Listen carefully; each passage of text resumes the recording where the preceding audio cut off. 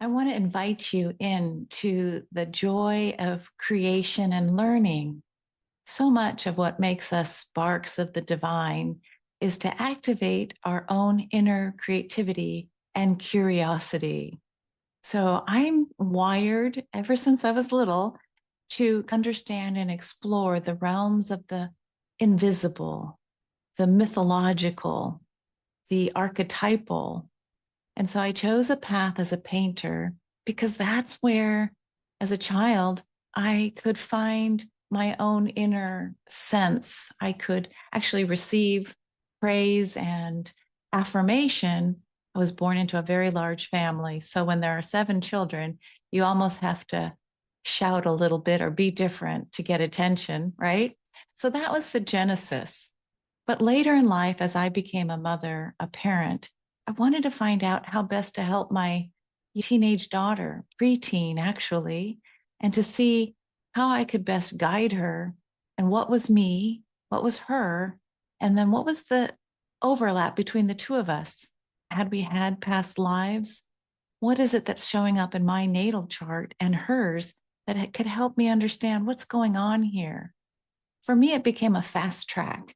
I was like remembering, oh, yeah, this language of astrology comes very easy to me compared to some of my other colleagues. It's like swimming already in the deep end because it made sense to me. And so, using creativity and curiosity through the language of art and astrology, I'm offering now a very basic overview of foundations in astrology. I hope you'll join me in this basic introduction. If you've already understood the language of astrology, sometimes it's good to have a refresher and a reminder because you can ask 100 astrologers for a reading, and each one will bring their particular lens, their way of seeing the specific geometries in the chart, looking at variation. So if you want to have fun, it's the weekend. Why not come join me, play, and you might surprise yourself as you start speaking in the language of the stars, the language of stars speak, astrologos, astrology. Here we go. Are you ready to join me?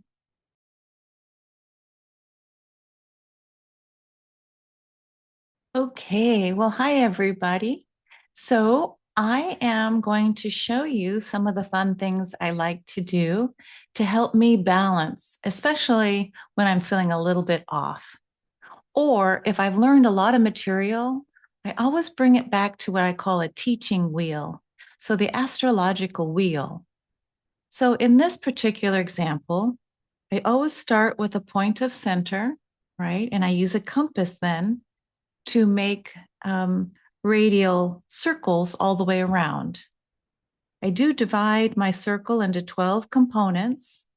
So when we talk in astrology about the axis, okay, I'm just going to hand draw right here.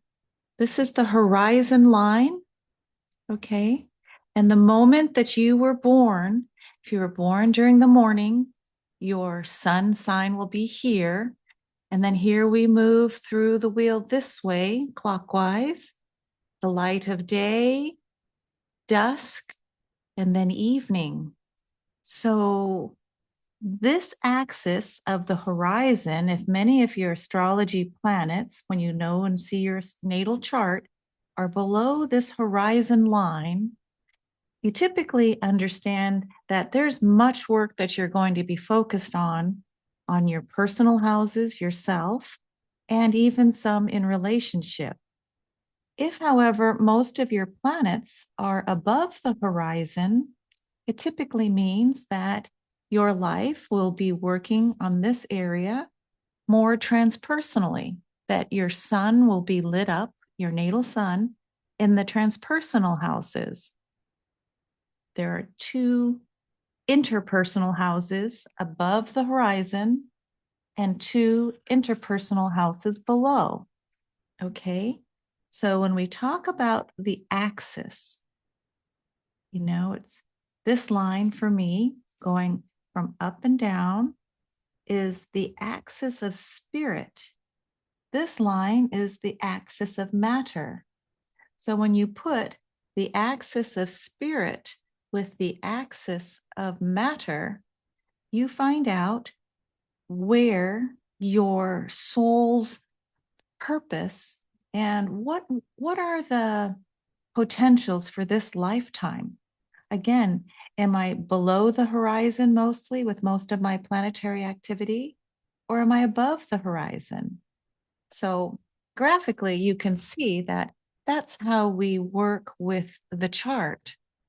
All right. If you listen to wonderful Pam Gregory Astrology, she'll talk about the world axis. So if you have a particular, bring it back to your natal chart, if you happen to have planets next to the ascendant, this is the rising, this is the descendant, okay, the opposite of the ascending, this is the descending. If you have any planets close to these 4 points, the cross of spirit and matter, they typically have a very strong nature, almost doubly potent.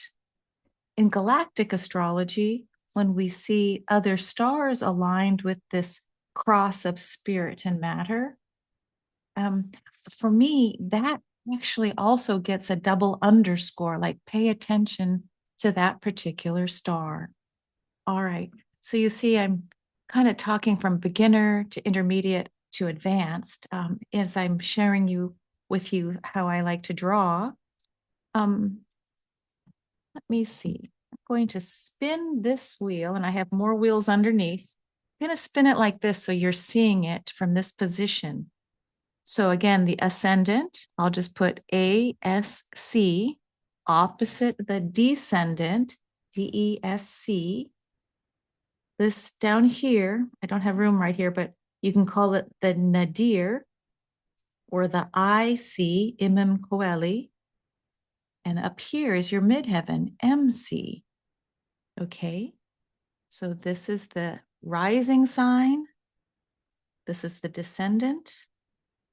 This is how we root or ground ourselves, and this is how we show ourselves out in the world. All right. Now, the color coding. I like to work with Inktense pencils. Okay. So Derwent Inktense. They're made in England. Now, it's a bit of an investment, but you can see I love all these colors. I can work with color. So let me see, I'll get my red because I'm going to start with any of these 12 pieces of pie. The first piece is notably in red. This is what we would call a firehouse. It carries the energy of Aries, the first house in the zodiac. So remember how I said, like the sun, if it's in the sunrise morning, your natal sun will be here. So we have one axis of how the sun moves, but then our zodiacal sign kind of comes the other way. So here we've got red for the first house, and I'll go ahead and put a 1, a first house. All right. Now I'm going to talk about the fire houses soon, but it's the first house. And then look over here, another red house. Again, when I say house, it's one of these pieces of pie. So first house, second, third, fourth. I'm going to put fifth house is a fire house. This is Leo. We're going to get there soon. But up here, 6, 7, 8, the ninth house is a fire house, and that is Sagittarius. What I want to show first is that this triad is being made, a triangle. Okay. So anytime you have a triad, that energy flows well. So in your natal chart, if you have things in the first, fifth, and ninth house, there'll be planets, if there are planets in there, making aspects of a grand trine, which is a big triangle. All right. Because each of these degrees of the 12 houses, we go around the wheel. If remember your high school math, a circle is 360 degrees. So when we take and divide it by 12, we have 30 degrees, 30 degrees, 30 degrees. So to go from the ascendant to the IC, we go 30, 60, 90. This is a 90 degree. If it's 90 degrees, it will make what we call a square. Okay. And I'm just going to verbally tell you that, but this is how we're going to start working with the chart. And again, let your mind say, we'll learn it when it's time. But if you want to join me and get a compass out or find a template in Canva or online, just Google, I want an astrology wheel that's empty. Let me go like this. The first house, the fifth house, and the ninth are fire. Okay, so I'm going to put my red pencil there.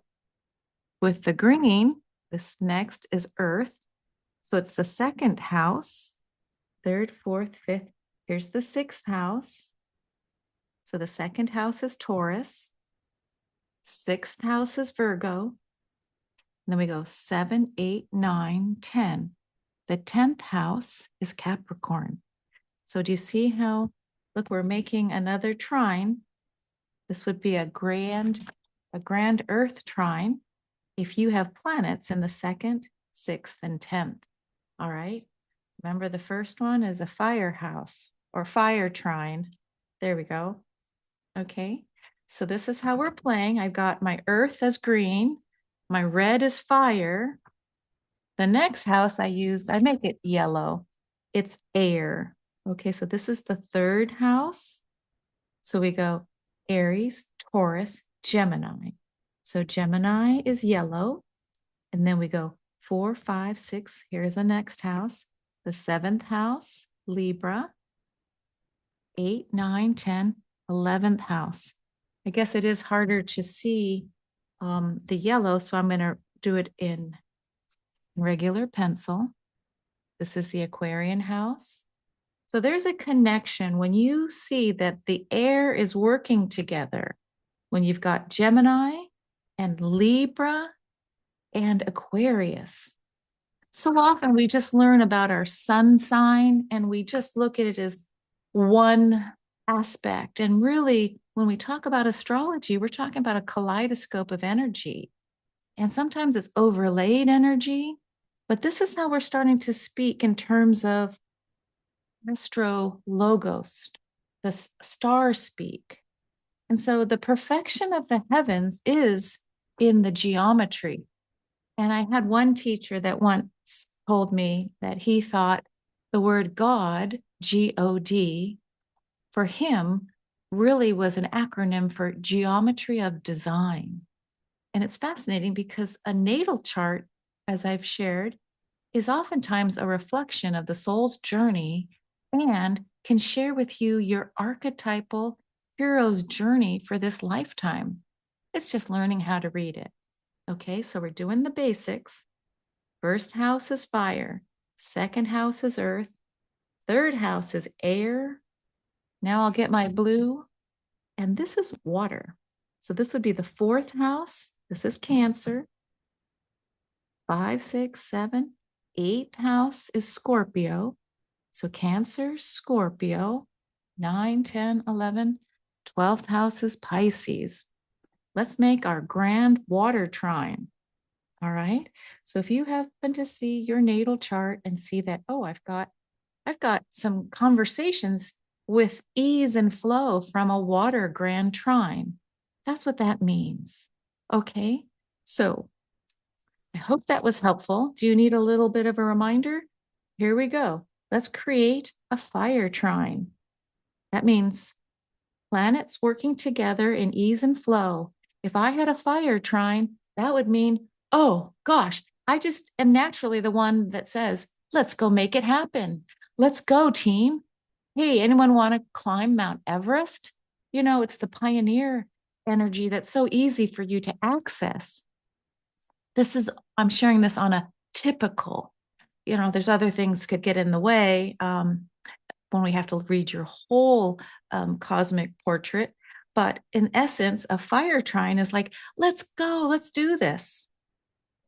If it's an earth trine, okay, a grand trine in earth, it says, this is Taurus, Virgo and Capricorn. They link arms and energy with your natal planets, and they say, I am grounded. I am going to manifest. I am going to know my resources. I'm going to build my home and my bank account. This is mine, luxury, beauty, aesthetics, and working with Taurus, working with Virgo with this grand earth trine. Virgo will say, hey, give me the data. Let me analyze it. I'll find the best solution for you. Let's also take care of our bodies and health. And does anyone need help? Dedicated to service. All right. And Virgo, this house, the sixth house, is also one that loves small animals. Huh. That's interesting because I have my two little doggies and I'm very strongly Virgo. The 10th house, working with this grand earth trine, would say, hey, I want to be successful and I can be. I'm going to build my way to success. This is the Capricorn out in the world. So whatever I resource myself with and find a perfect algorithm, oftentimes around health, I'll bring it out into the world. That's just one way of reading it. All right, now here comes the grand air trine. How do you like my pencils? Okay, so we're working with third house, seventh house, and 11th. Air. Oh, third house, Gemini. Hey, let's talk about it. Let's talk about everything. Let's go explore everything. I want to learn about all the subjects, third house, Gemini. Chat, chat, chat, chat, chat. And by chatting about it with someone else, I'm going to learn more about it. Okay, so air is a mental sign. Air, think speaking. When you're speaking, you're putting it out into the air. The seventh house will say, oh, well, this is the seventh house of Libra. Let's look balancing at all sides of the equation. This is like NATO. Let's hear everybody's opinion and then we'll form a decision. It's also the marriage house with a significant other. It's a one-on-one. It doesn't necessarily have to be marriage. It could be a business partnership. So I'm going to talk about it. I'm going to find my divine union. And then 11th house says, hey, this is the future. Let's build our networking group. Let's find associations so we can keep the conversation going, third house, and maybe find a one-on-one, side-by-side Zoom conversation. Let's interview people one-on-one, and then let's take it out into the public so people can hear about our conversations. Air, keeping your mind really working, feeding the mind and the thoughts. There's a place for it. But a grand trine would be like those thoughts just come easily. What do you mean? You hadn't thought about that? You hadn't looked at both sides? You didn't chatter about it? Okay. So what happens if you have a grand trine in water? Well, fourth house Cancer, remember it's part of this cross of spirit and matter. So it's a cardinal. This is fourth house. It's home. It's my foundation. Water says, I feel. I tune in, I feel. Water has a real strong psychic sense. Cancer's going to want to bring their home with them wherever they go. Like I have my brother, he's Cancer sun, a strong Cancer in his natal chart. He's the one that talks about all the family stories. Hey, Ursie, do you remember when? Hey, you remember this and that? So carrying on or thinking about the family or being the nurturer. So water, feeling state. Fire is I assert, I go out. Earth says I manifest, I want things, material stuff. Air says, oh, let's talk so we grow and expand through talking and learning. So this says I expand by going out in the world, experiential. Earth says I expand in the world by building and feeling it, by building and manifesting and putting things out in the world. Very material focused. Third house, working with that kind of ground trine airs, I expand by talking about it. The thought leaders. Fourth house, very sensory. Again, I feel. So if you've got the house of Cancer, fourth house, working with the archetypal energy of the eighth house, which is Scorpio, highly transformative, deeply into the secrets and mysteries of, tell me, what are the secrets? Let me learn other people's money. So feeling into the depths of things. So this is, I'm feeling home. This is, I'm feeling into things deeply and the mysteries. 12th house, Pisces, I'm feeling the whole ocean. I'm feeling the collective. They call oftentimes the 12th house the house of undoing because you can't necessarily find yourself in there. And so oftentimes people turn to things like drinking or drugs to numb themselves from feeling so much. So here's, I'm feeling my home. Here I'm feeling more transpersonally into the, or relationally into the depths of secrets, like secret mysteries. How is the world really working? And I feel into the great collective, the field. Think Lynn McTaggart in The Field, or the collective unconscious of Jung. So let me see. I think there was one more thing that wants to be pointed out here in the fire trine, since I'm kind of doing this without script. I'm just sharing with you from my heart on this beautiful Sunday. This is what the grand fire trine wanted to say. I assert, this is the Aries house. Like I've got this idea. I want to go. And then the fifth house, Leo, is saying, oh, I'm the performer. I feel it, but I want to share and assert myself on stage so I get the feedback. Having the other person give feedback or an audience feedback. So here's singular, I am, and this is I perform to you. And then this ninth house, Sagittarius's house, is saying, hey, higher truth, faith, um, long distance travel. And this is like finding the truth of all that is with a capital T. Whereas the eighth house, I'm feeling into the great mysteries. Ninth house is more like going to high level college, like getting your MBA. As far as I want to assert, I want to perform, and now I want to explore. And actually, so there's movement. A grand fire trine is about movement. It moves you. So when you think about the sensory things, if you happen to have a child or grandchild, oops, and you see they have a lot of their planets, natal planets, this is based on their birthday, time, and location. Time is essential. Um, if I had a grandchild with a grand fire trine, I would really try and guide them into action. Don't just sit and read, but hey, let's get into dance. Let's think about higher dance principles, watching modern dance, offer them a stage and and invite them to move. This is a lot about movement.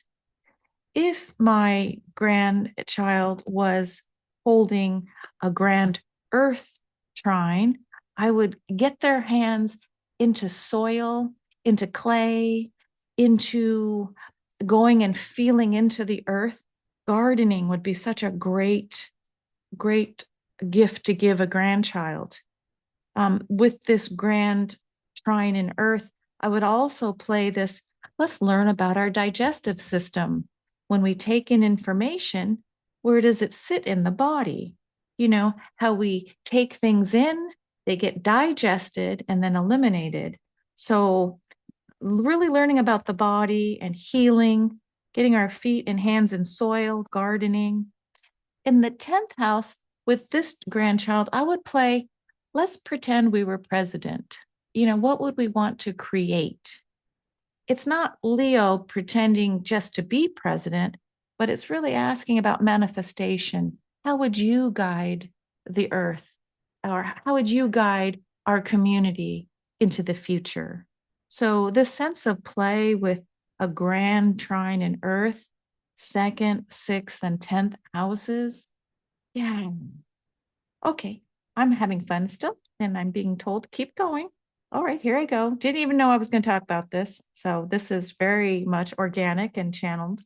So if my grandchild or my daughter or son has a grand air trine, triangle, I would get them a microphone. Okay.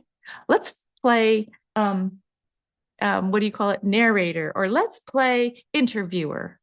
I used to think, hi, I'm Kate O'Farrell, live from Channel 6. Let's talk about it. I would have a lot of play dates where they're meeting with a one-on-one play opportunity so they could talk about ideas. This is the house of siblings too. So really fostering board games or games that you have to express yourself, verbally, thinking, those card games where it's okay, on the spot. What do you think? And what's the answer? Maybe Trivial Pursuit would be good. I know different ages, right? And so with the young one, I would also say, okay, well, let's play. How does it feel to, talk about you and your significant other? So tell me more about, if they have a little pet that they, a stuffed animal, what does so and so think? Like my daughter's little stuffed animal is called Blueberry. Well, I would foster conversations and more time with Blueberry or an imaginary friend, seventh house. And then I would invite with this, let's throw a tea party, 11th house. Let's bring our little group together. Tea party. Think about like, what would we serve? What would we talk about it? Or even a birthday party. Okay, so do you see? But sometimes in birthday parties, it's just a celebration. A tea party around dialogue. Let's talk about X. Like, what are we going to talk about? Well, let's talk about if we like mermaids or if we like ponies, something like that. But keeping them talking, it really helps accentuate what they're already gifted with. Um, you've all seen the child that won't stop asking questions. Well, if you see that grand air trine, that's probably telling you, okay, I can help support them talk even more. If with a grand water trine, which I have, I was a child that felt anything and everything. I felt I could talk to the angels and spirits. I could talk to the birds. I could talk to God. It's this tuning in through my feeling states. And my feelings could go from very happy to mellow to super sad. If I had a grandchild with a wonderful grand water trine, um, I would encourage, and if they were at a certain age, I would encourage them to watch a Pixar movie called Inside Out. And there's actually another one, Inside Out 2. And what that does is it helps children understand what is joy, sadness, fear, anger, and other emotions. So the fourth house, water of Cancer, how do you work with all these feelings? How do we integrate my feelings? Because it's going to, especially, it's about my home and family. And then in this eighth house of transformation, how do I feel and balance myself? In the 12th house of Pisces, feeling all, not even just my feelings, but other people's. How to identify which ones are mine and which ones don't belong to me. So those were the first step that I wanted to bring us on. I'm just going to tune in and see if there's anything else before I move to the next page. We talked about the cross of the horizon with the bifurcation of, spirit into matter, the first house, second and third house, and then so forth. Okay. So for me, when I drew the circle and then I have these other little boxes that I could write. So let's just say if I wanted to write here, I could write Aries, and then I could write fire. And I could also write the plus. We're going to be talking about the yin and yang. Um, and then I could also write I am, okay, as a guiding principle of this house. And later I could write the glyph for who rules the first house with Aries. Well, that would be Mars. Okay, and that's the glyph for Mars. So what we mean in astrology, if you have a planet that happens to be in this first house of I am and I assert, it doesn't have to necessarily be in the sign of Aries, but whatever lands here will be about the identity. Okay. And so we'll talk about all 12 houses at another time because I really want to get into how we play with the wheel. Okay. So here's just another example of a blank wheel. And I'm going to spin it this way because we always start with fire. Think about this. In creation, beginning with fire, and then we go to earth, air, and water. And then it repeats fire, earth, air, water. So let's play with the astrology wheel. You know, when I have extra time, I just draw circles. So you can see the variation in how deep or thick I make the circles and the segments inside. So let's review real quick. The red always starts with fire at the ascendant. Okay. This is just a metaphor for like the beginning of spring. That little seed needs to push through and up, out of the soil. So it needs action or activity. So fire says, I assert myself. Okay, so what I'm using is watercolor. So I just took these are dried watercolors. So if you buy the tubes of paint, you can squeeze them out, they'll dry out. And when you're ready, you can, use a tray like this. I've got my colors named on the side, but that's probably more information than you need. Just to learn astrology, though, let's see.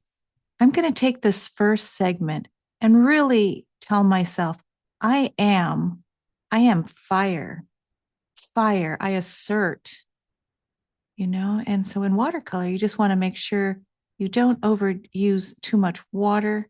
You let the paint try and find its own natural path. So as I paint, I'm kind of using some meditation principles. Like we always start with the I am in the center, like the center point of you. So if this is supposed to be a cosmic portrait, let's just say at the beginning stages, and again, as Pam Gregory says, broad brushstrokes, we're just looking at the first house that initiates Aries. So now I want to talk to you about male and female, yin and yang. So anything that's got a plus sign, it means it's I go out, I assert, will go, oh. If it's yin, I put my hands up and I receive. So the masculine principle is I assert, I go. And whether you're male or female by your biology, we each of us have a masculine and feminine quality within our natal chart. Okay, so oftentimes in understanding in a natal reading or getting ready for a reading, I'll look and see how many yin and how many yang qualities, the modality of masculine and feminine, do I see in a chart. Okay, so now I'm just coming over here. I just love color. If you're asking what kind of paper is that, I just use whatever watercolor, it's cheapo stuff that was around, and you can use children's watercolor paints if you choose to. Now, this is what's called a flat brush. It's got like a rectangle shape to it. So it's just easier to paint, straight images with a flat brush. And I'm really watching amount of water and color. I'm trying not to overtouch it. Okay, so I'm gonna go put my brush in some water. Now, I will tell you a little secret that I do.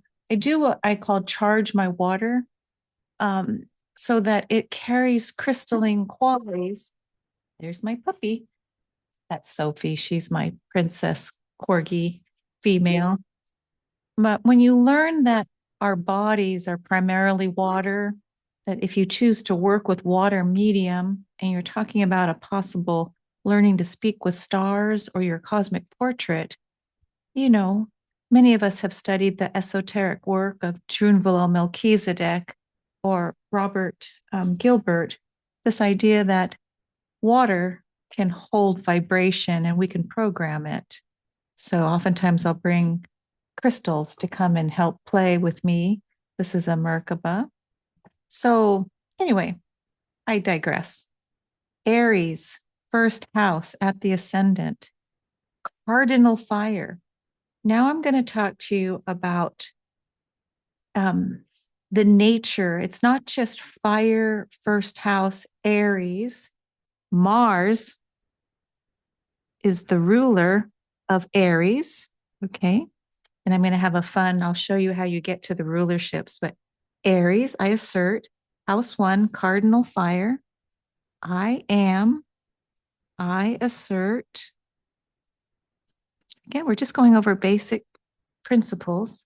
Red, hot, let's go. Think blood. I can't go anywhere unless I tap into that vibrant energy of blood and fire. Okay, so let's look over here, the other firehouse. Leo, fifth house, 1, 2, 3, 4, 5, fifth house, fixed fire. Now, this is what we would call a personal house. Okay, I'm working on myself. This fifth house, fixed fire, I'm holding the light. This one says, I initiate. So, cardinal, I'm initiating. Fixed fire, I'm holding steady. But this is more in the interpersonal. This is where we said that Leo needs an audience. I'm not just, performing for myself. I need the audience for feedback as a metaphor. So if you have a lot of planets in the fifth house, whether it's in the sign of Leo or not, you kind of look at this placement in your chart as okay, interpersonal.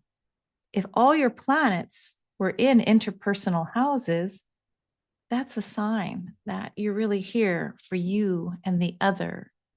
All right. So needing another. It doesn't have to be a lot of people, it's for the other. Now, Sagittarius, we count 1, 2, 3, 4, 5, 6, 7, 8, ninth house. So it's this red house, is house 9. So interesting, right? All 3 fire houses carry the masculine yang energy. So they go out. So it's interesting, the unique and divine opposites. So the masculine, I assert, and then I go in. I go out. Let's see, I go out, and then I receive. You see how that goes? So it's an interesting way that life is set up so that whatever goes out must come in. Whatever goes up must come down. It's one of those interesting principles that we have working in 3D. All right, so Sagittarius, house 9. This is what we call mutable fire. So it's not just that they're all 3 fire, there's different faces to fire. Personal, interpersonal. This one up here is transpersonal. I am here for the higher good. If it's a transpersonal house, it's not just I'm working on myself or I'm working with a divine other. I'm working for the greater good, the collective, the transpersonal houses. Okay. So, pick up the pieces that feel right for you right now. For those of you already aware of astrology and need a little reminder, when you think of a fire house or fire energy, fire will always carry the outward expression. Fire going out is a directional. And how does it go out? Well, this will go out as I'm going to initiate new things. This is, I'm going to hold fixed fire. I'm going to hold fire. I'm going to hold it. My job is not to push it, but it's like a gear shift, right? So I know there's the analogy of the wheel on a bicycle. So cardinals, like the tire meeting the road. The fixed energy is about the center of the spokes, whereas the mutable fire, these are the spokes on the bicycle wheel as an analogy. So adaptable to change. If I had strong Sagittarius or House 9 in my natal chart, I would be the one knowing that I'm here not just to assert, but to work for the greater good. The closer I get to understanding greater truths, Sagittarius, working for justice, long distance travel. This is also one for that long distance travel is not just in our Earth base, like foreign travel. It's also a marker, in my view, as galactic. So the Sagittarius also holding those super cosmic points, mutable fire. So here we've got cardinal fire, fixed fire, and mutable fire. So again, it's not enough to say I've got a lot of fire in my chart. How does the fire show up? Which houses? Is it personal? Is it interpersonal? Or is it transpersonal? In any event, we know it's very yang, masculine oriented. All right, I'm going to let the paint dry a little more. We can always come back to this. All right.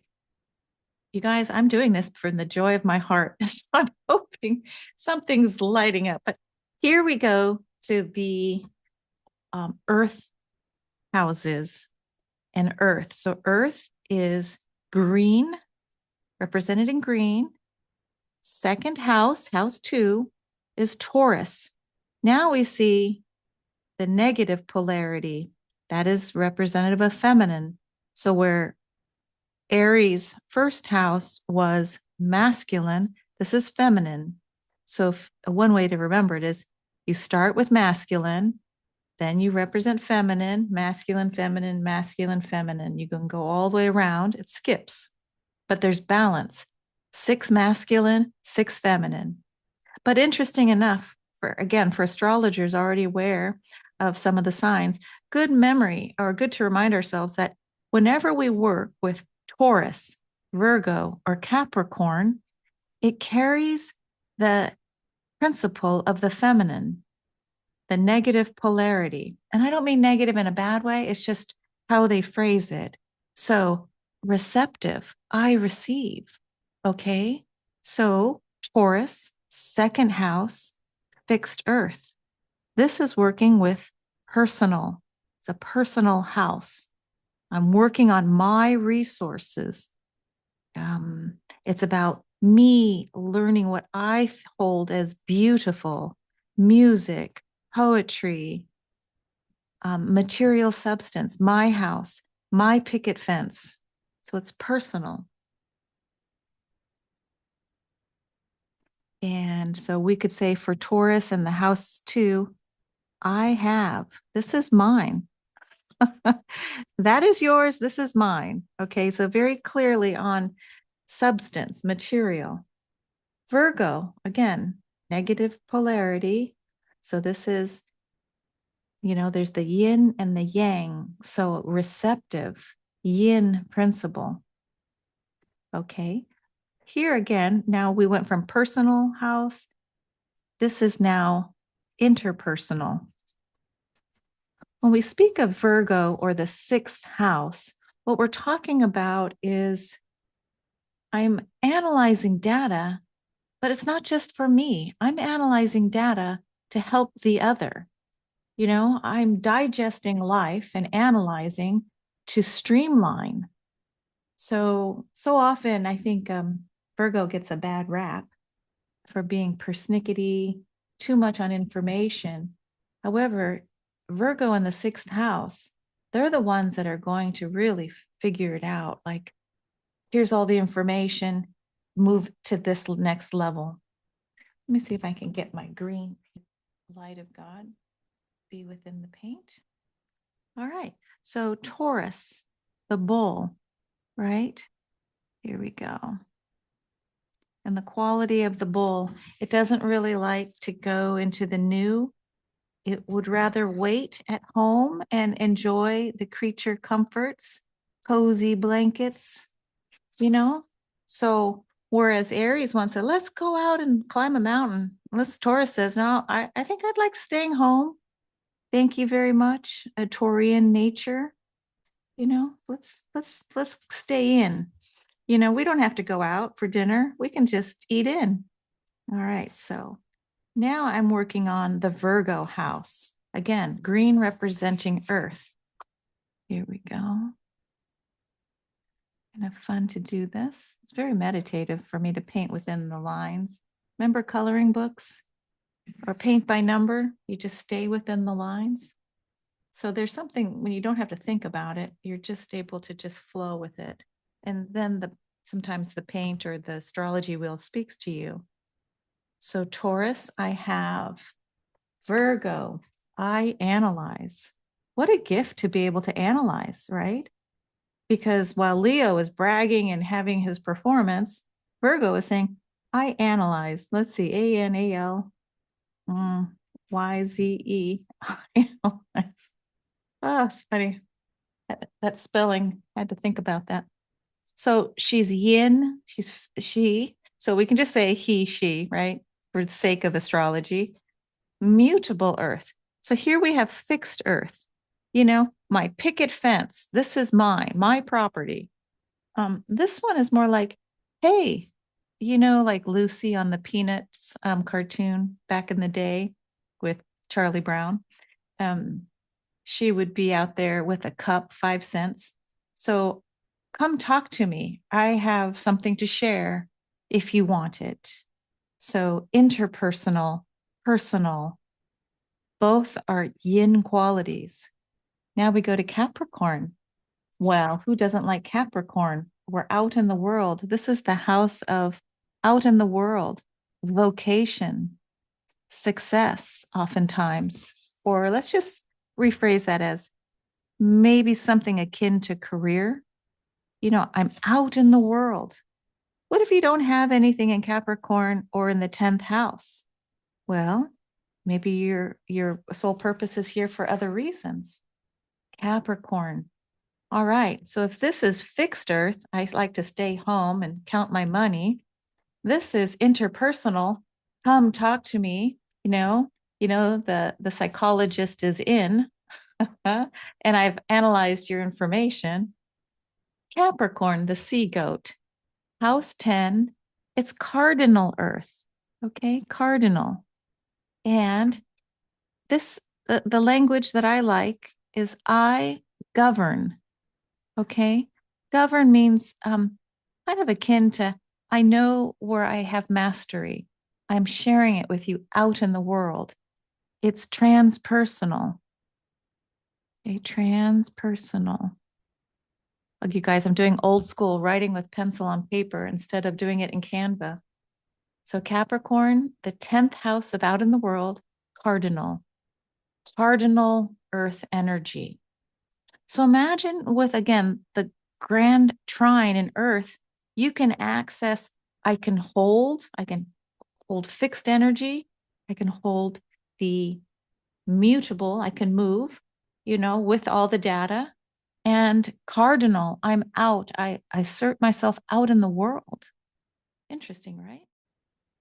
All right. So we made it through fire, earth. Now we're coming to air. Again, I'm using the color yellow to ascribe for air. So on the astrological wheel, the first air sign and house is the third house of Gemini. This is the twins, okay? It's mutable air. So a lot of talking, a lot of chatter. I just imagine, things shift and change. In fact, Gemini, the mutability can be like, I want to study a ton of subjects, not just one. Like, can you imagine if you were triple Gemini? How do you choose which area to focus upon? Anyway, so we went from the first house of Aries, masculine polarity, feminine. So let's say yang, yin. This is yang. So all three air houses are yang. Let me go ahead and write that down. Yang. So it's out versus receptive. See how like the ocean comes out and then it goes in, the waves out and then in. So each one, as we go around the wheel, will build on each other until we reach the final stage of the 12th house that carries all of this energy. This is a composite of everything around the wheel going into the great ocean or field of all that is. All right, but I'm getting ahead. So Gemini, third house, mutable air. What does Gemini say? Gemini says, there's two that come to mind. I think and I communicate. Okay. So communication. Now, in this day and age of AI, it's interesting how communication is shifting and changing. So, with Uranus and Gemini, we're talking about mutable air, that the thinking is changing, the conversations are changing. This is also the house of siblings. So it's, grade school kind of communication and thinking. Later, the opposite of Gemini, when we come here to Sagittarius, it's more like PhD level thinking, the greater truths. These are like day to day, hey, fun, did you know? Like a lot of trivia. Gemini, third house, mutable air. I communicate, I think. All right, so let's go to the next air. We go 1, 2, 3, 4, 5, 6, 7. So see how we've crossed over. Two of the air signs are above the horizon. Interesting, right? So this time it's cardinal air. So what do we know about cardinal? It's really moving outward. What do we know about the masculine polarity? Outward. It's not in a receptive mode. So for me, Libra in the seventh house, cardinal air, we call it marriage, but it's also this idea that, it's kind of an intensity. You've got the two. For me, it's like the scales of justice. For me, it's really more about almost, I never thought of it this way, as double scoops of a kind of masculine energy. The question, whom will I marry? I got to get out there, cardinal air. I got to initiate and get out there and try and find the divine other. This seventh house is in interpersonal. So if you're listening to this and you think that marriage is being redefined, hold this as the divine other. Okay. It could be a therapist. It could be, I would even say, an animal. It's who you share your soul with. It could be an invisible friend, the marriage or union of you with your starseed companion. All right. So Libra, the seventh house. Interesting house.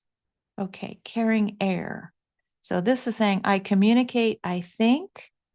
This is saying, I relate. Okay. I relate. Who is, and the big question is, who is the other? And, Libra will look at both sides. Is it this or that? Hey, what do you want at McDonald's? I'm just using it as an example. And, you have to go through the whole list because you can't decide. So every sign has its sunlight and its shadow. Anyway, so interpersonal.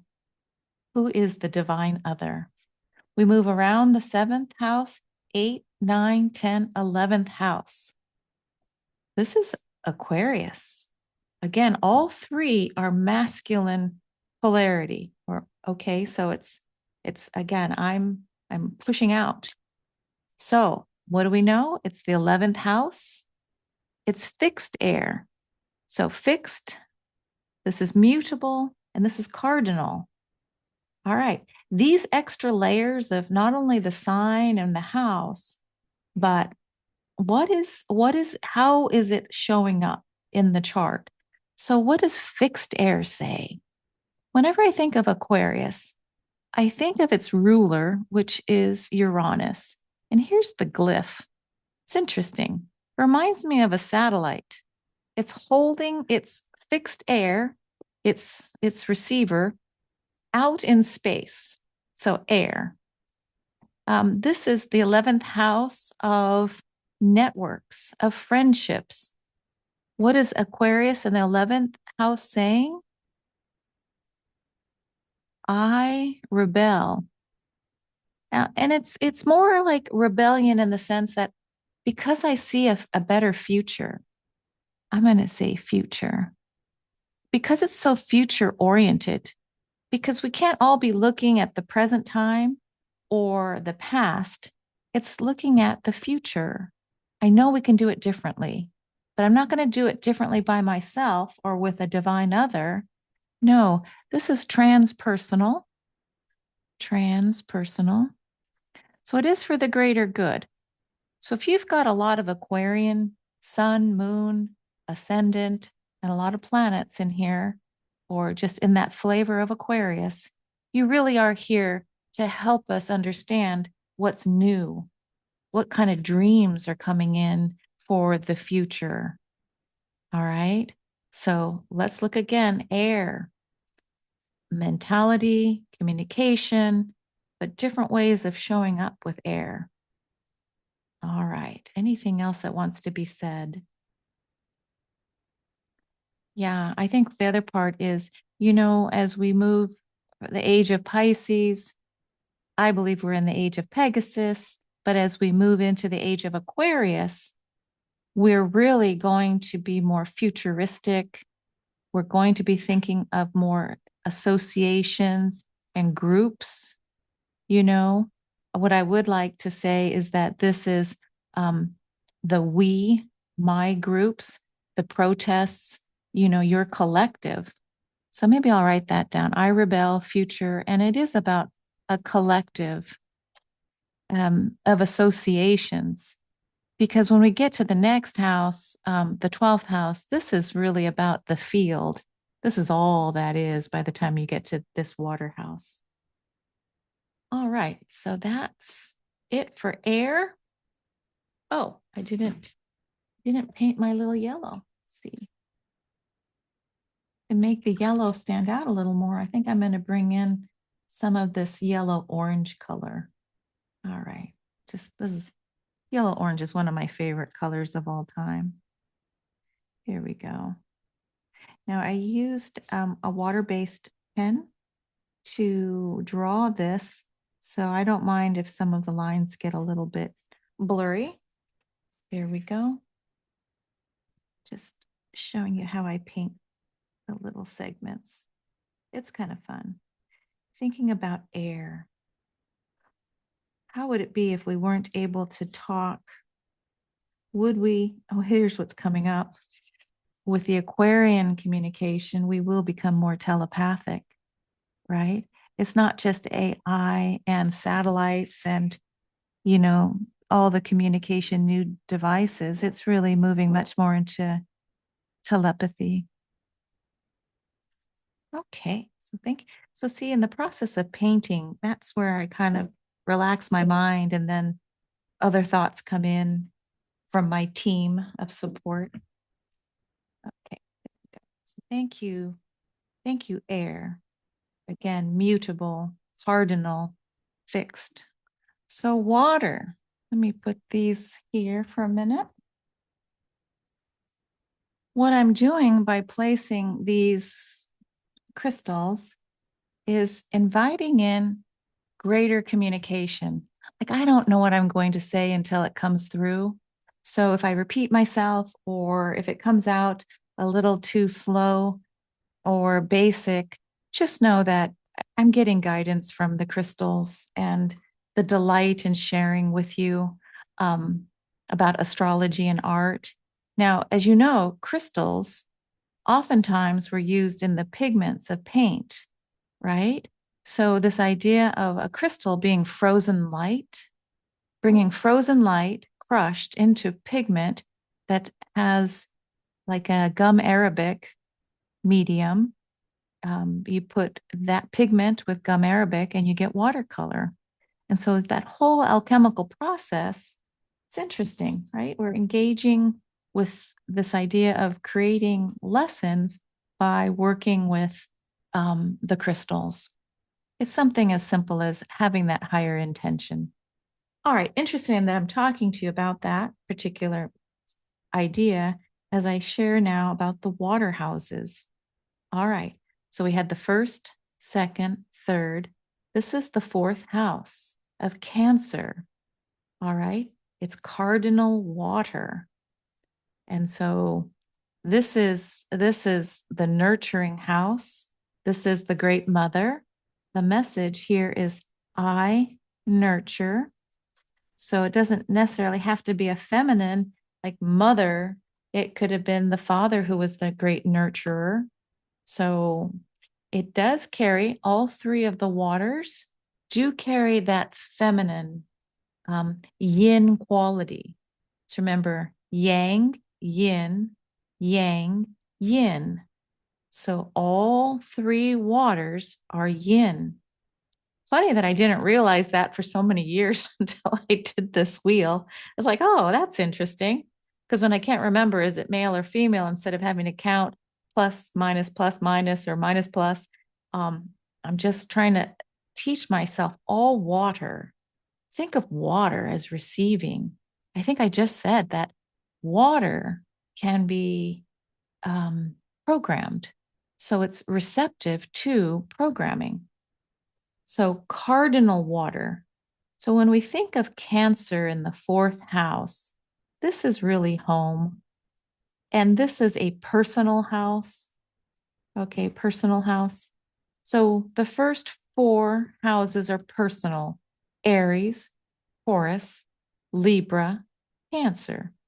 This this area is all personal. I'm working on, you know, home. So this is I am, this is I have, this is I communicate or I think.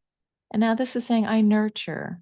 It's really about you in this area of the chart. Okay. So cardinal fourth house. Later, when we talk about the cardinal points, the cardinal points, those key points, um, this house is what grounds you. When you look at the galactic astrology, interesting to note, what is the sign that is at the cusp of your fourth house? The grounding, okay, the home. I always look at it as, okay, past life grounding cord coming on in. Just put it like that, past life grounding cord coming on in. And then this kind of shoots up out into the world. So if we just use the spirit trajectory, it's like, okay, following the thread. So water is really about feeling. I feel like I can be the nurturer because I'm attuned to what's happening in my home or my family. Very personal. Okay, it's inward. Next, we go to Scorpio. We count out 4, 5, 6, 7, 8th house. Now, this is fixed water.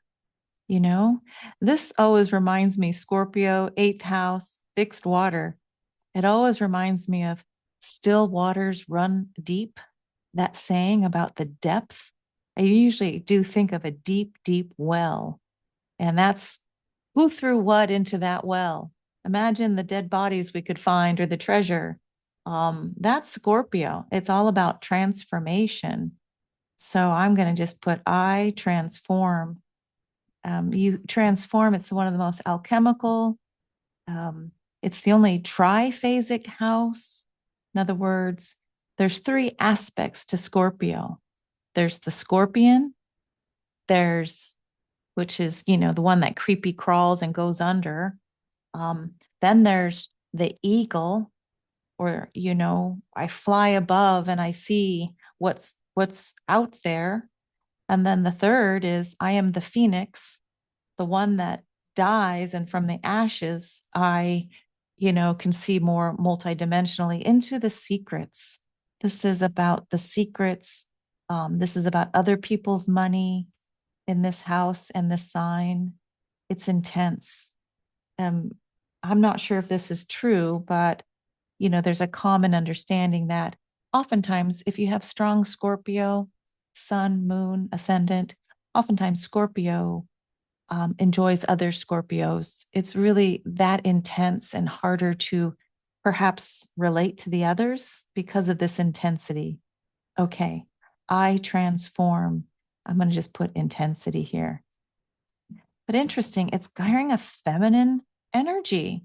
So it's almost like I receive the activations of transformation.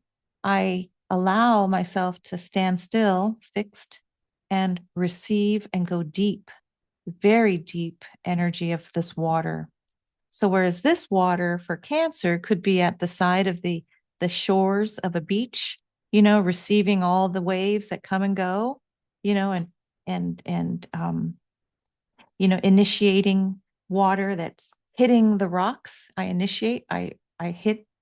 This is more like, oh, I am the deep well, where the hidden mysteries are kept. All right. Now we're moving 9, 10, 11, 12th house. I've been saying everything moves. And when you end up in the 12th house, it is Pisces. It is 12th. It is mutable water. Think of the ocean constantly moving. Even if the top of the ocean looks still, there's usually currents or waves underneath the waters. So it's never really ever still. This is more still water that runs deep. This is more at the edge of the ocean where things keep getting initiated. All right, time to paint in my blue and ask if there's anything else that wants to come through. Let's see, water, water, water. For me, that idea that all life began in water and how important our relationship to water is, as holding so much water, learning to alchemize water, drink pure water, work with water. Veda Austin, think of Professor Emoto or Dr. Emoto, learning that sounds create different crystalline shapes in water, intentions creating shape in water, beautiful water. I happen to have a water trine. So this idea of water. Now I'm going to go backwards for a minute because I'm going to share with you in these rough patches that all of us will be going through, or let's just say not rough, but in these transformational times, um, how does a strongly Cancer, Scorpio, or Pisces, if you have strong water in your natal chart, how do you navigate these uncertain times? Well, getting near water, going to a river, a lake, an ocean, hugely healing. Drinking water, taking showers, going to a bath. So a strong water chart natally would say water is your ally. Water is the way that you will be restored and can regenerate. Let's see, we'll go. Here's what's next. I'm not in the right order, but here we go. How does Earth balance itself in these changing times? Whether I've got strong Taurus, Virgo, or Capricorn. Well, Earth, just all the studies around grounding, working as in the garden, getting your feet on ground, taking off the shoes and the socks, the earth. There's that series, I think it's 9 books. What's it called? It's about the singing trees. Let me pause and get that book.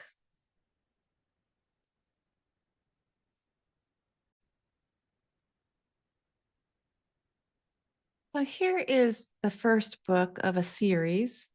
Book 1, it's called the Ringing Cedar series, Anastasia by Vladimir Megre. Fascinating. If this is new for you, this series, I mean, it came out quite a while ago, but it's remarkable. Who lights a new star? There's so much here. The reason I'm calling up this book, and boy, do I have a nice library, is this idea that this multidimensional feminine entity came and spoke to a man, Vladimir, and said that one of the best things all humans can do is to work with the earth, gardening and giving our gaze to the earth, her flowers, her animals. Really, they're all like the plants are all waiting for our attention. And so if I had Taurus, Virgo, and Capricorn really strong, and I felt a little imbalanced or greatly imbalanced, really getting into Mother Earth.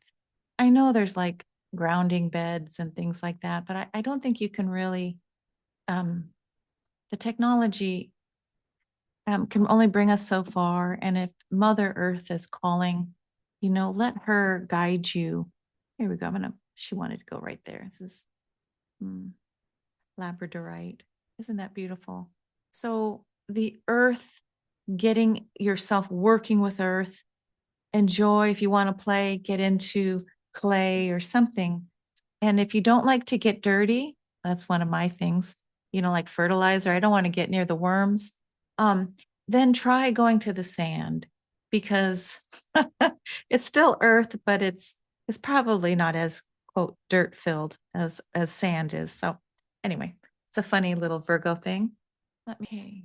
So next, if I have a strong fire um, sensibility or fire signature in my natal chart, meaning a lot of planets in fire, whether it's Aries, Leo, or Sagittarius, this is an interesting one. And it's a little harder to understand, like, how do you work with fire? And what's coming up to me is actually campfire, stove fire, hearth fire, that somehow with the fire principle, like I personally enjoy a good campfire, but my water signature in my own natal chart is so strong that it's always the water and ocean. I must live near ocean.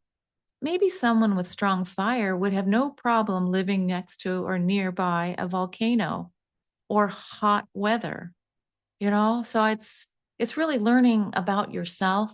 When do you really relax? It's also something where, maybe it's the heat of hot food that could help rebalance you. We were all so different in some ways.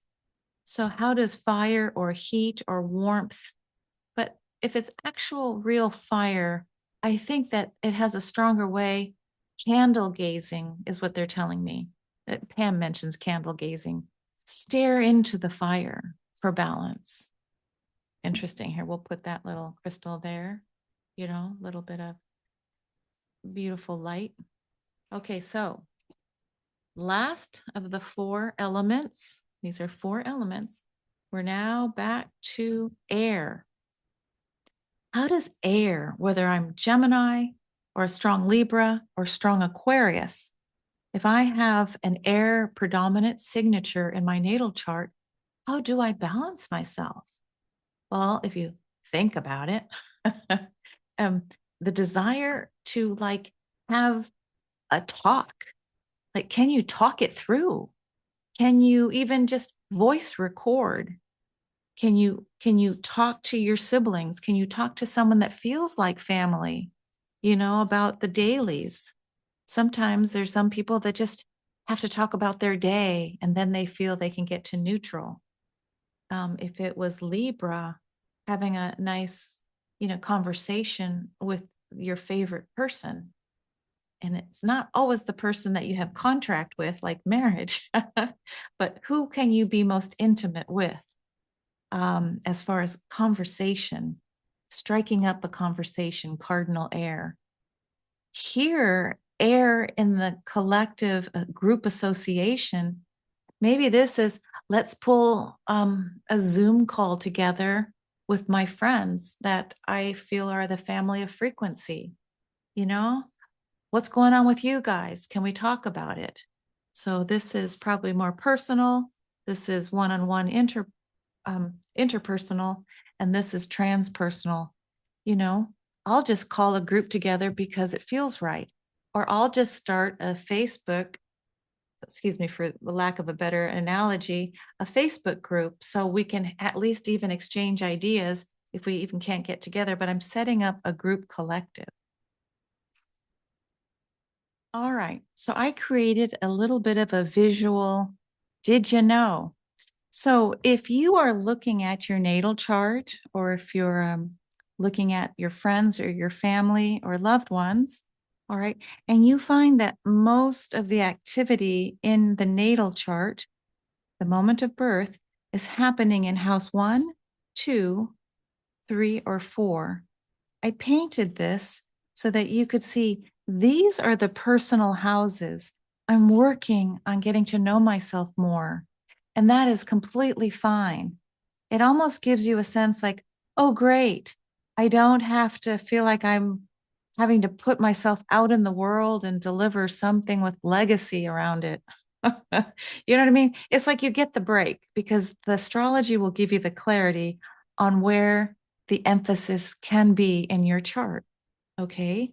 So the personal houses, house 1, 2, 3, and 4, fire, earth, air, and water.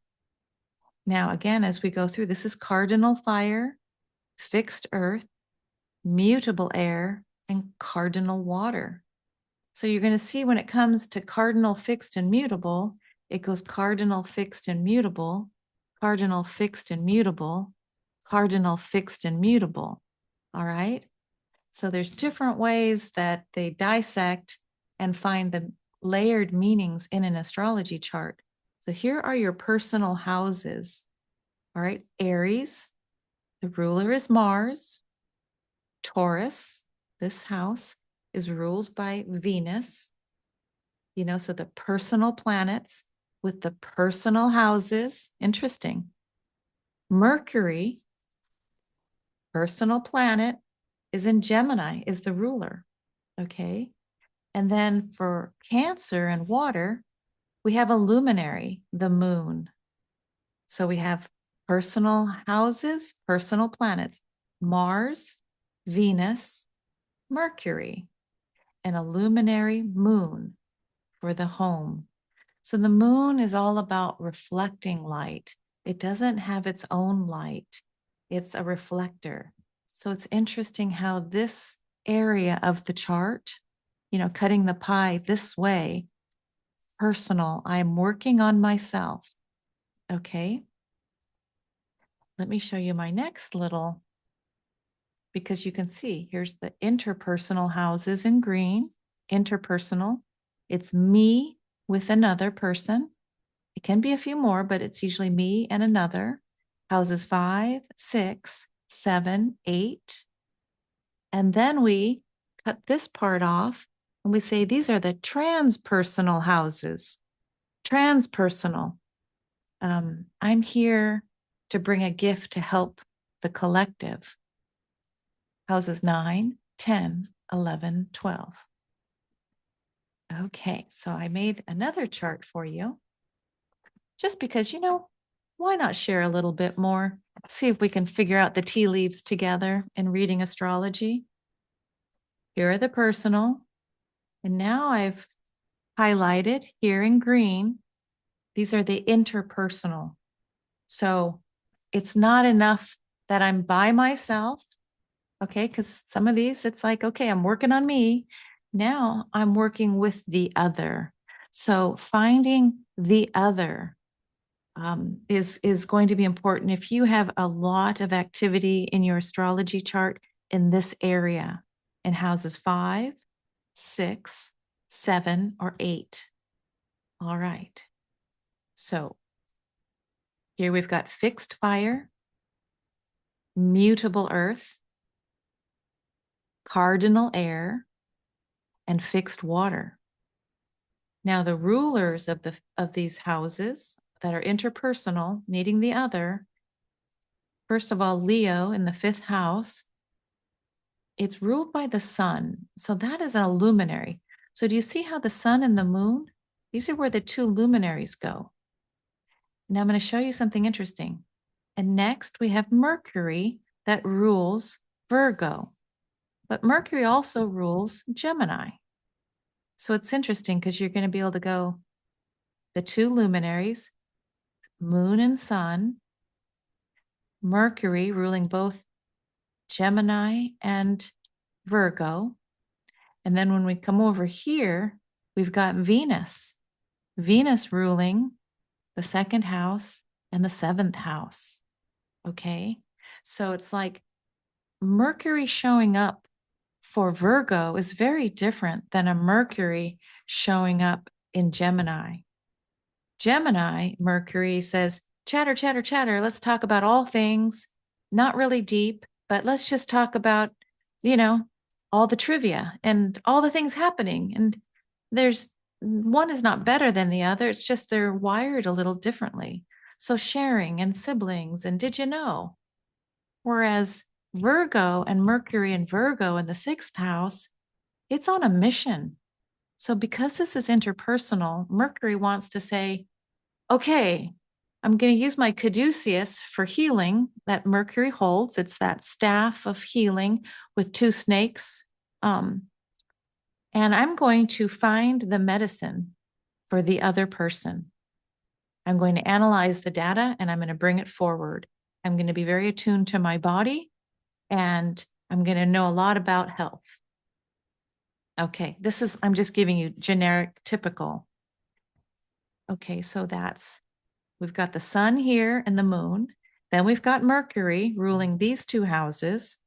And then we have Venus. I talked to you about that already. Venus ruling Taurus, my creature comforts, my stuff, my picket fence. But Venus in Libra shows up differently. Okay. Venus carrying and working with cardinal air. Okay. So this one is working with, what I value. This is the balancing of the marriage principle of the one-on-one. So maybe Venus is more, it's all about me and my merchandise here in Taurus. What do I want to buy? And this is, what's my love nature? How do I become and expand more working with Libra to include a significant other, a partner, a lover? Well, romance is here, but this is contractual love. This is, we're in it for a longer haul. Okay. So that's interpersonal house, needing the other. Leo needs the audience. Virgo needs someone to help, devoted service. What is Virgo without a patient? This is like, I call myself Nurse Urse. Nurse Urse without anyone to care for. Well, how fun would that be? So, anyway, I'm going to keep going. So Libra has got the ruler of Libra is Venus. Okay, so now here goes the next level, right? Scorpio is ruled by Pluto today. This is Scorpio, and it's the 8th house of death, sex, and rebirth. Remember, it's fixed water. But I'm going to show you. See how we're doing this sun and moon, Mercury, Venus. Now, this is ruled by Mars, but guess what? Before they discovered Pluto, Mars was the ruler, they call it the ancient ruler of the eighth house and of Scorpio. So just knowing, like, how does Mars show up differently? This Mars with Aries is saying it's all about me. I'm the king. Move out of my way. I know who I am. And how does Mars slash Pluto show up in an interpersonal house? Well, and this is the house of what? Finances, other people's money, um, transformation. So almost like needing the other to, in order to have that kind of transformative kind of expansion. So the eighth house truly carries both Pluto and Mars. Pluto being really that intensity. So again, whenever you have eighth house, greeting the idea of death, closing chapters, rebirth, sexuality. Um, so let's think about that. Here we've got the marriage principle, but here we have the transformation. So I know some people do yoga and there's tantra yoga and all kinds of different ways of how do we accelerate a deeper transformation through the eighth house. I mean, this is not easy stuff, but it does involve the other. And so my next chart, we'll be looking at these. We're going from I'm learning about myself. I'm learning about myself with the other significant other. And now I'm learning about myself out in the world. Here comes the next chart. I could have done all of this on a Canva slide thing, but it just wouldn't have been as fun. There's something that's very methodical about painting and seeing the color sit on the paper differently, having its ebb and flow. So anyway, here I've indicated in purple. It's more of a transpersonal color for the 9th, 10th, 11th, and 12th houses. Okay, so that means if you see a lot of activity in your natal chart and it's all like here, and maybe a couple planets down here, but the predominant signature is here, you're really signed up for a lifetime to help on a greater mission, a greater purpose. All right. So, what do we have here?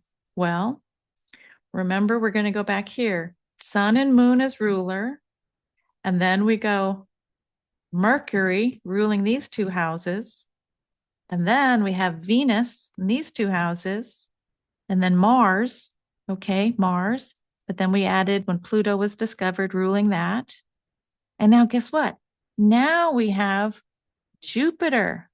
So Jupiter ruling the 9th house, and the ancient ruler of the 12th house is Jupiter. Today, we ascribe the primary ruler as Neptune, but just know that, see how this is interesting? It's like balancing. And then I'll go one step further. And these two houses are ruled by Saturn. Now today, Capricorn is only ruled by Saturn, but Saturn is the ancient ruler of Aquarius. So when Uranus was discovered, it got on Aquarius as the primary ruler.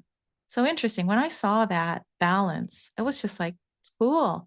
It helps understand how planets show up differently.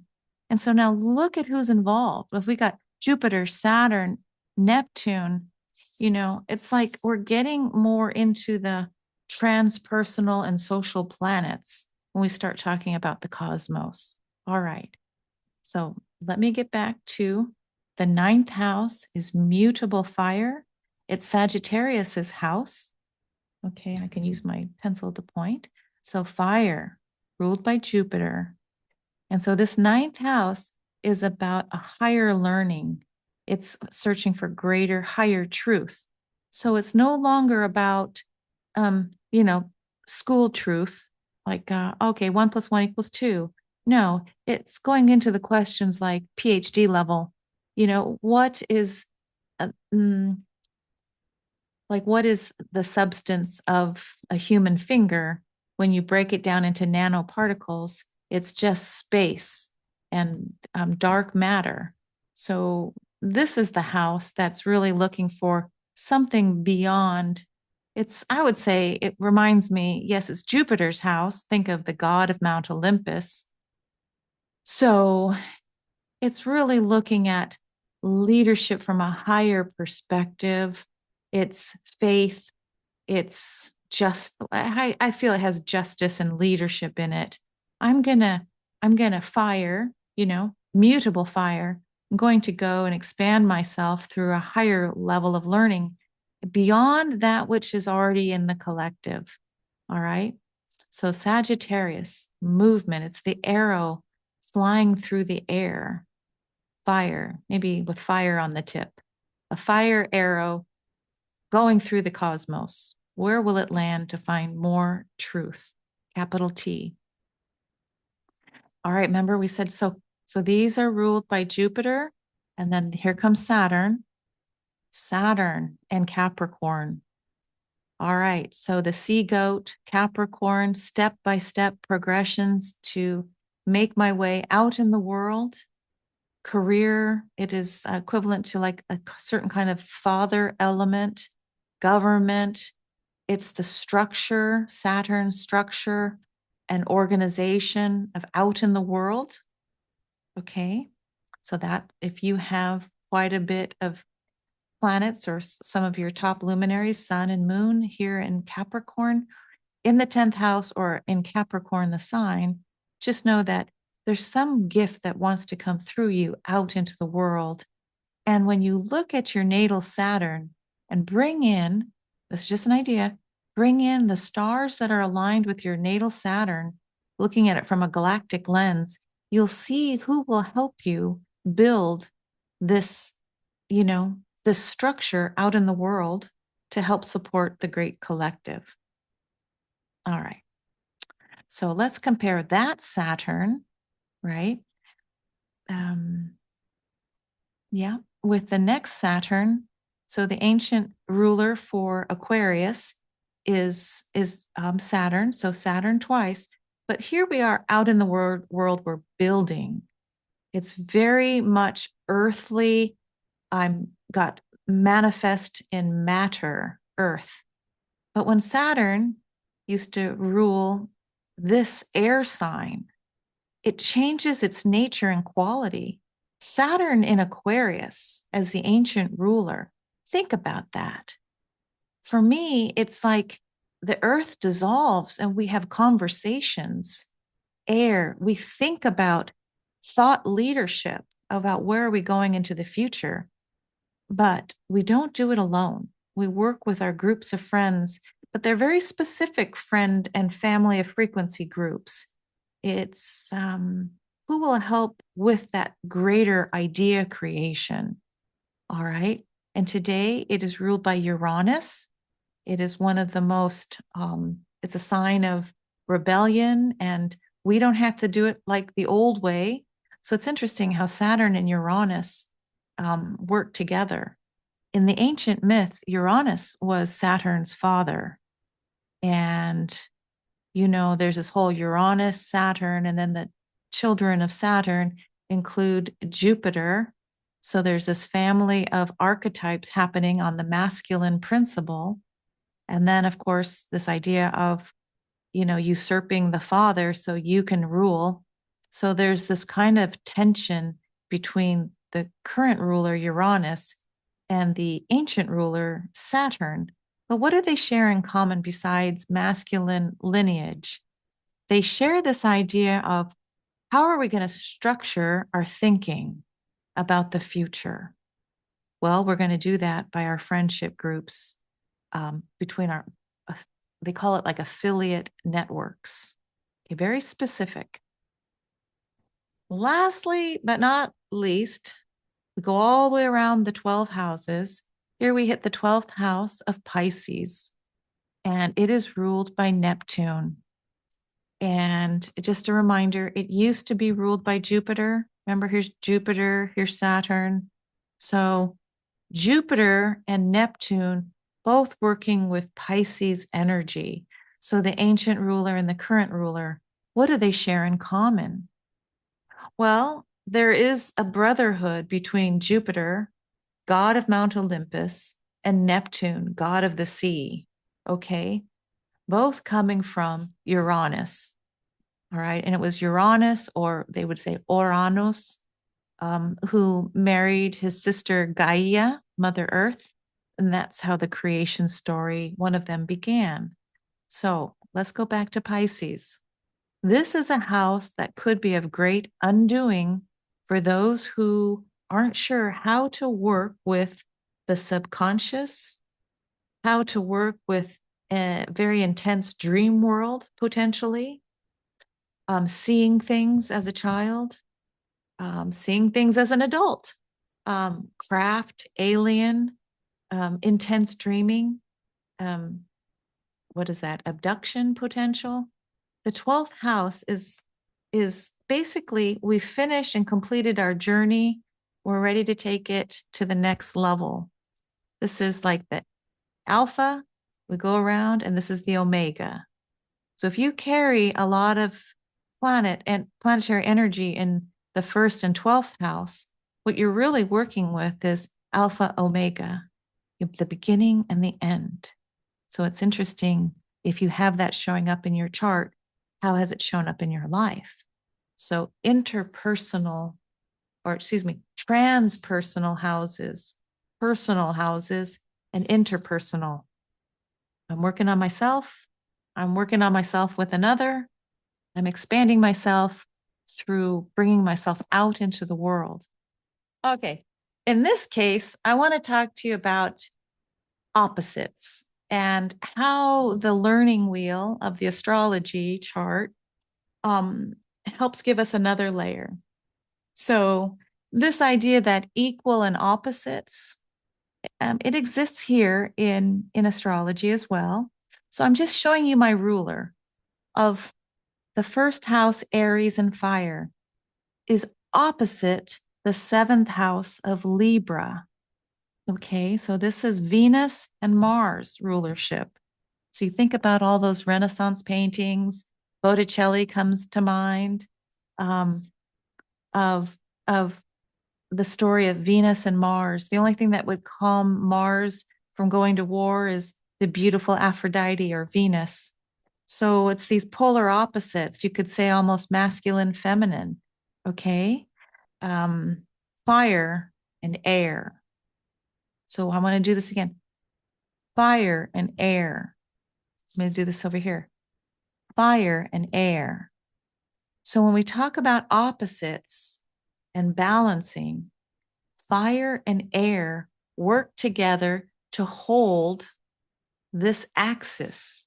Okay. An axis is basically a straight line. All right. So oftentimes, we'll have some planets here and some planets here. Well, they're opposite, but oftentimes you're inviting yourself to learn from someone showing up to carry that oppositional energy so that you can come back to the center and integrate it. Okay. Let me say that again. If you see that you have a lot of opposites, anywhere in your natal chart, you can take a ruler and go, okay, well, how do I get to the center and neutralize myself? Do I carry the wisdom of the opposites? So, opposites typically bring forward an outside person to help you learn that lesson. It was either the ex boyfriend, the ex girlfriend, the annoying one, the crazy one. All right. So, oppositions. Later, if we decide to talk about squares, we have squares. Usually that's an internal issue that we've brought with us from other lifetimes, typically, to now resolve and bring back to the center. Everything seems to want us to come back to center, to ride the wave. But knowing our own natal chart, is there anything left to resolve between these opposites? So the first house saying I am versus the seventh house saying we are. So what is it to hold I am presence with we are presence? But it's always fire is paired with air. If I go to this next one, this is earth is always paired with water. So when I look at like sun, moon, and ascendant on people's natal charts, And I see a kind of harmony of pairings. So if you have earth and water, air and fire, when you have these oppositional pairings already in your sun, moon, and ascendant, for me, it's a marker for greater internal harmony, like how I identify and how I feel match in some way. They could be different, but there's more of a resonance. Um, if I have fire as a sun sign, let's say, and water as a moon, and you know, earth as the ascendant, well, the earth and the water will pair well, but the fire is looking for air.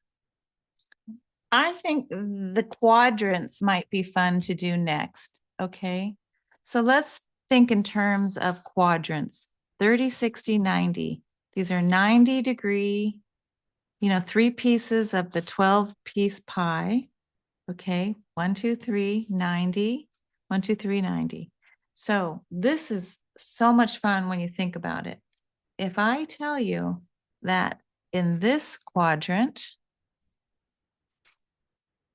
if you see and find most of your um, planetary signature here in these first three houses, houses 1, 2, and 3, this will be a marker for much more of an introverted personality type. Okay, so my values, myself, my identity, how I think and feel, how I spend time with myself, so here again was the ascendant with the rising sun, and the sun rises in the east. This is setting in the west. This is midnight. And above here, this is noon, the heavens. So let's look at these quadrants. Okay. I'm just going to say, because one of my children has a stellium, which means basically all the activity is here. And it really shows up in terms of she really goes quiet and needs her time alone.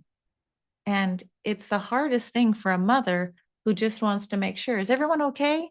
How come you're not talking to us? What's going on? And yet when I see her chart, I'm like, okay, there's there's the unique design. She doesn't need hovering.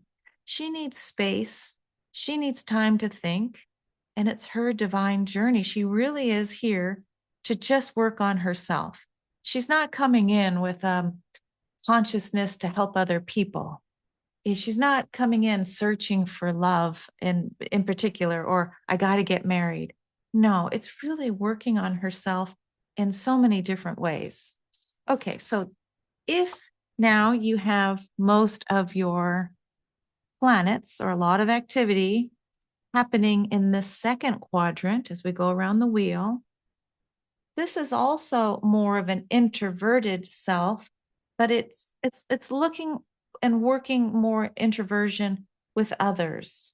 Okay, so this whole thing about the introversion, like I'm working underground on myself on this half.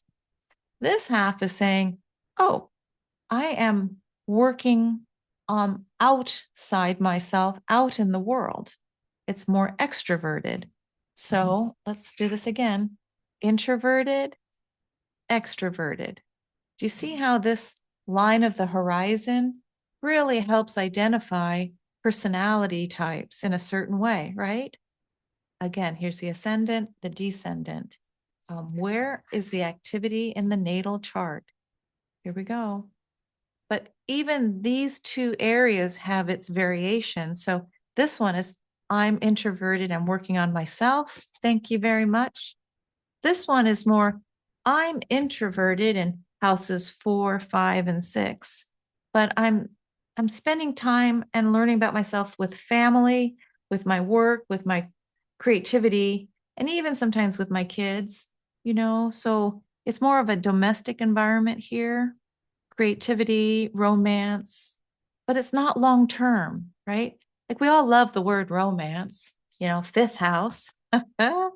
But it's not necessarily long and sustaining or contractual, like with agreements. It's just fun for fun's sake. All right. So if you have a predominant number of planetary activity down here, it's thinking, okay, I'm really here working, as we call it, below the surface or subterranean. This is where the subterranean personality selves live and like to show up. So let me go ahead and share this other side is I'm out in the world. Okay, let's see if I can do this. But out in the world shows up differently. This is I'm extroverted with others in relationship. Okay. I spend time with others and my partners, and the external world and the internal interpersonal relations come in.